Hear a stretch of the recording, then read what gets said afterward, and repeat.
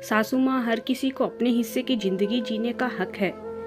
माँ, मैं बहुत थक गई हूँ घर संभालते संभालते। यहाँ मेरी थकान किसी को नजर नहीं आती। कुछ दिन आराम करना चाहती हूँ। सोच रही हूँ कुछ दिनों के लिए अपने मायके आ जाऊँ। आते हुए अपने बच्चों को भी साथ ले आऊंगी। वे वहीं से स्कूल चले जाएंगे। आखिर एक ही शहर में ससुराल और मायका होने का कुछ तो फायदा मिले। नम्रता ने फोन पर अपनी माँ से कहा। पार्वती जी ने दूसरी तरफ से कहा, हाँ बेटा, अब तेरी इच्छा हो आ जाना। आखिर ये तेरा भी तो घर है। ठीक है माँ, तो मैं कल ही आ जाऊंगी। नम्रता खुश हो बोली। हाँ बेटा, कल आ जाओ, मैं तुम्हारा इंतजार करूंगी। अभी मैं फ़ोन रखती हूँ, मुझे मंदिर भी जाना है। कमला जी ने फ़ोन रख दिया और सीधे किचन में गई। किचन में खाना बना रही बहू से बोली, अरे अनुपमा सुनो, कल तुम्हारी ननंद आ रही है। आज बाजार जाकर फल सब्जी और मिठाइयाँ लेकर आना।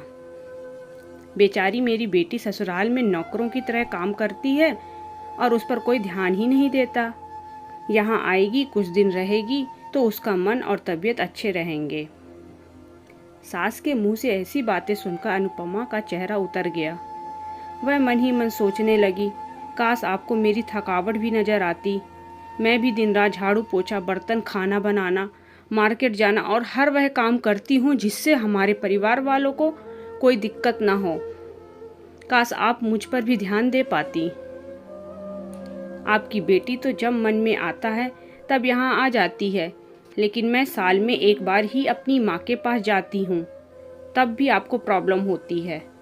मैं भी इंसान हूँ, मेरा भी मन है। मुझे भी लगता है अपने माँ के पास जाकर थोड़ा आराम करूँ, सुख दुख की दो चार बातें करूँ, अपना मन हल्का करूँ। भगवान, अब तुम ही कुछ करो ताकि मेरी सास की आंखें खुलें और उसे मेरी थकावट भी नजर आए। शाम तक भगवान ने जैसे अनुपमा की सुन ली और उसकी ननंद का फोन आया।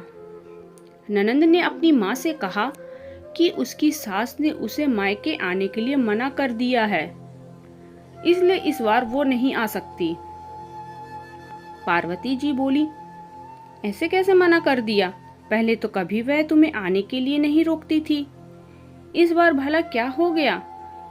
लाओ मेरी बात कराओ, उन्हें मैं समझाती हूँ। नम्रता ने फोन अपनी सास के पास दिया। पार्वती जी ने कहा, नमस्कार समधन जी, आपसे कुछ कहना था। समधन जी ने कहा, कहिए। दरअसल नम्रता कल त्योहार है, इसलिए अपने मायके आना चाहती है। अगर आप उसे भेज दे तो अच्छा रहेगा।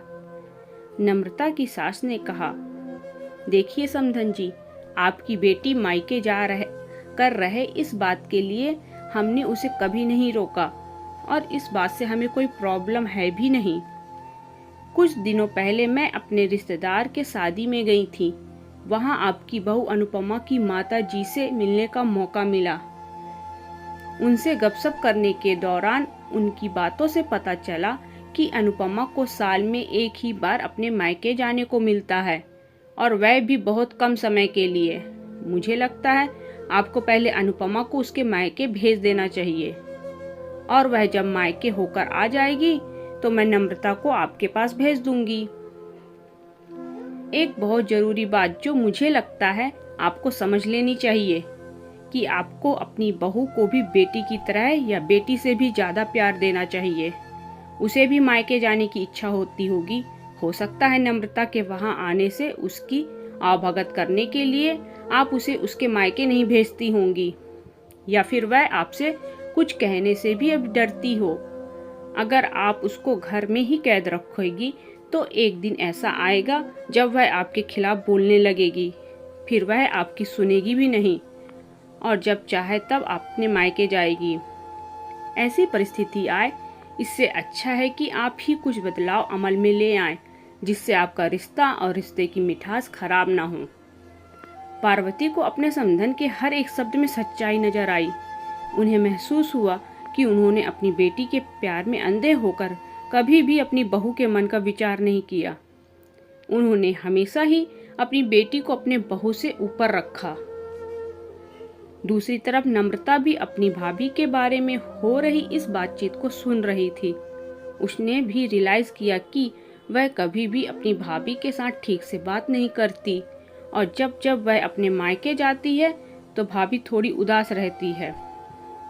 पार्वती जी ने अपनी बहू को बुलाया और उसे कहा कि अनुपमा कुछ दिनों के लिए नम्रता नहीं आने वाली है, इसलिए पहले तुम अपने मायके होकर आओ। यह सुनते ही अनुपमा का चेहरा खिल गया, क्योंकि यह पहली बार था जब उसकी सास ने सामने से उसे अपने मायके जाने के लिए कहा था। अगले दिन अनुपमा अपने मायके गई और इस बार 1-2 दिन नहीं, पूरे हफ्ते भर रहकर आई। अपने माँ बाप से, अपने रिश्तेदारों से मिलकर आई और जब वह लौट कर आई तो उसका चेहरा खिला हुआ था, उसकी आंखें चमक रही थीं। अनुपमा के आने के बाद नम्रता भी अपने मायके आई और इस बार वो खुद सामने से अपनी भाभी से खुशी खुशी मिली और अच्छे से बात की। नम्रता ने अपनी माँ से बात करके उन्हें भी अच्छे से समझने में मदद की कि वे कहीं ना कहीं अनुपमा के साथ गलत व्यवहार कर रहे थे। दूसरी तरफ अनुपमा अपने ससुराल वालों के बदले रवैया से बहुत खुश थी। अब वह खुशी खुशी सबका ध्यान रखती और हर काम प्यार से करती। वह ध्यान रखती कि कोई भी ऐसी बात या काम ना करे जिससे घर में तनाव का माहौल पैदा हो। पार्वती जी अपनी बहू को खुद ही समय समय पर मायके भेज दिया करती। एक छोटे से बदलाव से सास और बहू और भाभी ननंद के बीच की कड़वाहट को दूर कर दिया और रिश्तों को और भी ज़्यादा मीठा और मजबूत कर दिया। दोस्तों, ऐसी ही कहानी सुनने के लिए हमारे चैनल अलका के शब्द को सब्सक्राइब जरूर करें और कहानी पसंद आए तो एक लाइक और शेयर करना ना भूलें। धन्यवाद।